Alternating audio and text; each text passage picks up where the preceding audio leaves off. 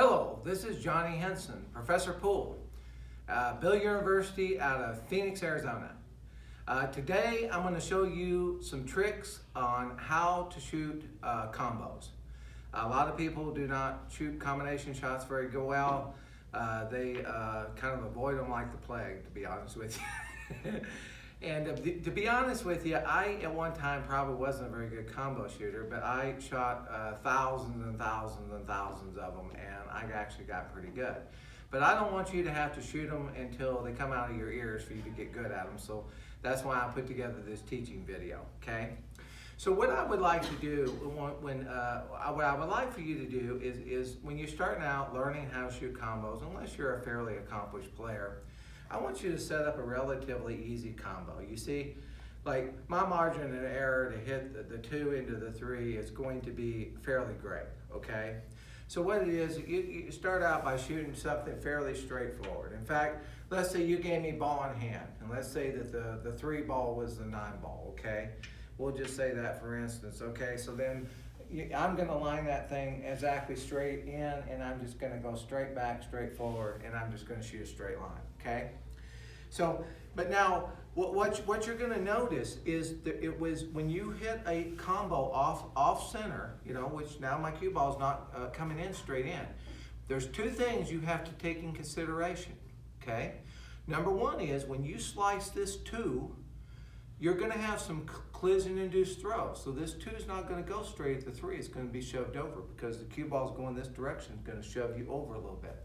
Another thing that's gonna happen is if it's cutting across the 2, it's gonna start putting a little spin on the 2. Well, there's 2 variables you have to allow for. And so therefore, let's say I was shooting this 2 now, I would actually aim the 2 probably not dead center, but probably at least maybe 3/4 of an inch to this side. Because I already know my 2 is going to slide over at contact because my cue ball is going to shove it over. So therefore, if I'm aiming over, it shoves over, I'm still going to be dead center.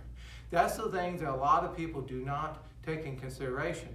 That they sit there and they line up their shot like this. Oh, okay, well there's my contact point. All I got to do is make that cue ball hit that contact point, I'm going to make that combo. Well, maybe if it's hanging in the pocket, you're going to make that. Okay, so basically likewise, let's say you're coming from this side. Okay, so now you're going to back cut the 2 a little bit on this side because you know the object ball is going to be shoved forward. Another thing too, when you get into doing further angles like this, now you're actually imparting spin on this first ball, which is going to affect, not so much affect a short combo like this because the margin of error is so great on this one. But let's say that you were lining up a shot like this, and this is your combo.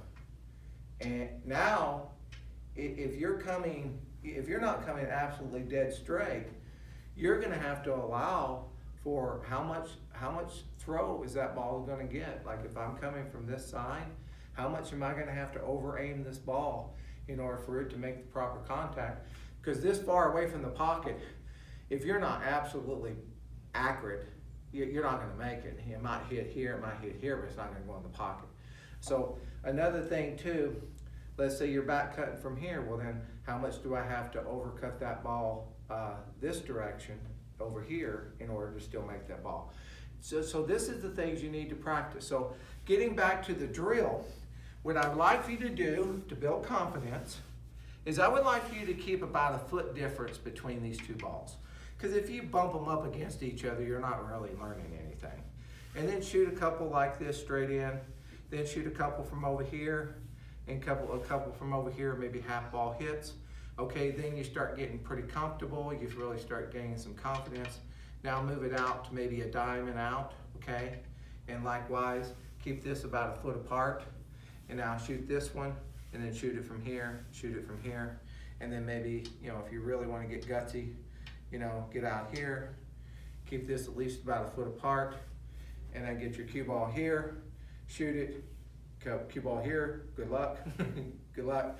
Because the further you get out, your margin of error, but don't get these 2 balls real close. I've seen people practice combos where they practically have this ball sitting on top of the other ball. Well, now, what am I going to learn from that? I'm not going to learn a whole lot. So get this ball far enough away where it's a challenge, and then have your cue ball come from different angles. But you're going to learn in actual game situations that if I'm this far away from that pocket with the actual object ball I'm trying to pocket, and this ball's about a foot away, I guarantee you I'm going to have to be probably somewhere in this range for the most part, especially if there's any big money on the line. Because I'd rather play a defensive shot than I would, miss a shot. So therefore, it can be made, but then this is on my practice table. And that's another thing you guys start thinking about when you're doing these combos. The thing of it is, maybe you've got a worn out felt. So maybe when you collide with that first ball, it's going to slide further than it does on your practice table. Maybe you have a table that has a felt that has nap to it, as opposed to this Samoa's cloth, which is really smooth. So therefore, all that's going to take an effect. So let's say you practice these a lot and you get really, really good at them on your practice table, then go to different tables. Maybe go to different tables within the pool hall. Maybe they have some diamonds, or maybe they have some Brunswick. Maybe they have different styles of tables or different felts. Well, then go to those different tables and practice this on different tables to see maybe that there's little differences. And maybe the slicker the felt, that you have to over-aim a little bit more, or you have to over-aim or undercut the ball a little bit more, depending on the angle of your cue ball. So anyway, just want you to know that that's it for how to practice combos. So good luck and good shooting.